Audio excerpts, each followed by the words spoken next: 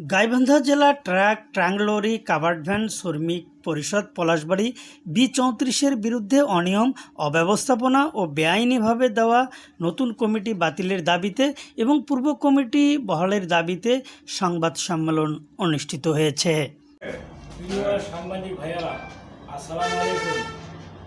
আমি নিম্ন স্বাক্ষরকারী এই মর্মে লিখিত বক্তব্য পাঠ করিতেছি যে গাইবান্ধা জেলা ট্রাক কাভার্ড ভ্যান ও ট্রাক্টর শ্রমিক পরিষদ কর্তৃক কাশিয়াবাড়ি আঞ্চলিক শ্রমিক কল্যাণ উপকমিটি রেজিস্টার নং 034 পলাশবাড়ি গাইবান্ধা কমিটি করার লক্ষ্যে গত 2022 সালে ওই উপকমিটি 26 জন শ্রমিক সদস্য ভর্তিকরণ পূরণ বাবদ 200 টাকা করে এবং সদস্য কার্ড প্রদান বাবদ 3000 টাকা করে নিয়ে প্রধান কার্যালয়ের সভাপতি সাধারণ সম্পাদক গত 27/5/2022 তারিখে উক্ত 26 জন সদস্যের মধ্য হইতে মোহাম্মদ শামসুল হককে সভাপতি ও মোহাম্মদ আনোয়ার হোসেনকে সাধারণ সম্পাদক করে 5 সদস্য বিশিষ্ট কমিটি কাশিয়াবাড়ি আঞ্চলিক শ্রমিক কল্যাণ কমিটি গঠন করা হয়।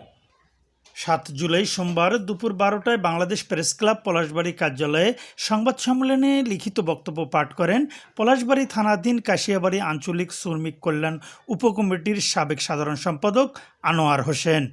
লিখিত বক্তব্যে বলা হয়, গাইবান্ধা জেলা ট্রাক ট্রাঙ্গলরি কাভার্ড ভ্যান ও শ্রমিক পরিষদ পলাশবাড়ি আওতাধীন কাশিয়াবাড়ি আঞ্চলিক শ্রমিক কল্যাণ উপকমিটি গঠনের লক্ষ্যে 2022 সালে প্রধান কার্যালয়ের সভাপতি সম্পাদক ভর্তি ফি ও কার্ড প্রদান বাবদ 3200 টাকা জনপ্রতি গ্রহণ করে শামসুল হককে সভাপতি ও আনোয়ার হোসেনকে সম্পাদক করে 5 সদস্য বিশিষ্ট একটি আহ্বায়ক কমিটি গঠন করে এবং পূর্ণাঙ্গ কমিটি গঠন করার লক্ষ্যে 26 জনের কাছ থেকে জনপ্রতি 7000 টাকা করে গ্রহণ করে 1,82,000 টাকা হাতিয়ে নেয়।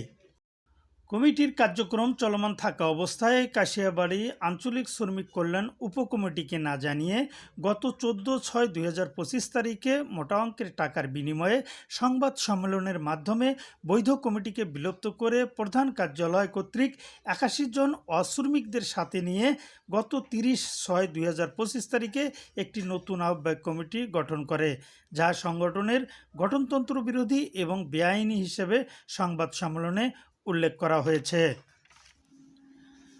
বর্তমানে অশ্রমিক দ্বারা গঠিত এই অবৈধ কমিটি কাশিয়াবাড়িতে তাদের অনুসারীদের সাথে নিয়ে জোর জবরদস্তি করে চাঁদা উত্তোলন করে আসছে। এতে পূর্বের বৈধ কমিটি সাধারণ শ্রমিকেরা বাধা প্রদান করলে তাদেরকে সন্ত্রাসী কায়দায় হুমকি ধামকি প্রদান করছে। সংগঠনের নামে চালান বহির মাধ্যমে চাঁদা আদায় বন্ধসহ উপরোক্ত বিষয় বিবেচনাপূর্বক আইনশৃঙ্খলা রক্ষাকারী বাহিনীর জরুরি হস্তক্ষেপ কামনা করা হয়েছে সংবাদ সম্মেলনে। এই অবৈধ কমিটি কাশিয়াবাড়িতে তাদের অনুসারীদের সাথে নিয়ে জোর জবরদস্তি করে চাঁদা উত্তোলন করে আসছে। এতে পূর্বের বৈধ কমিটির সাধারণ শ্রমিকেরা বাধা প্রদান করিলে তাদেরকে সন্ত্রাসী কায়দায় হুমকি ধামকি প্রদান করে।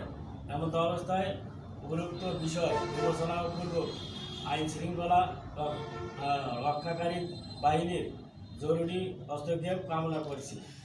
জনাকীর্ণ সংবাদ সম্মেলনে উপস্থিত ছিলেন সভাপতি শামসুল হক, সাধারণ সম্পাদক আনোয়ার হোসেন, সহসভাপতি ইয়াসিন আলী, কেশিয়ার হাসিনুর, সদস্য আব্দুর রাজ্জাক, আবু হোসেন, জয়নাল আবিদিন, আতোয়ার রহমান, নজরুল ইসলাম, লুৎফর রহমান, জসিম উদ্দিন, বেলাল হোসেন, ফজর উদ্দিন, সুলতান মিয়া, লিটন মিয়া সহ অনেকেই উপস্থিত ছিলেন।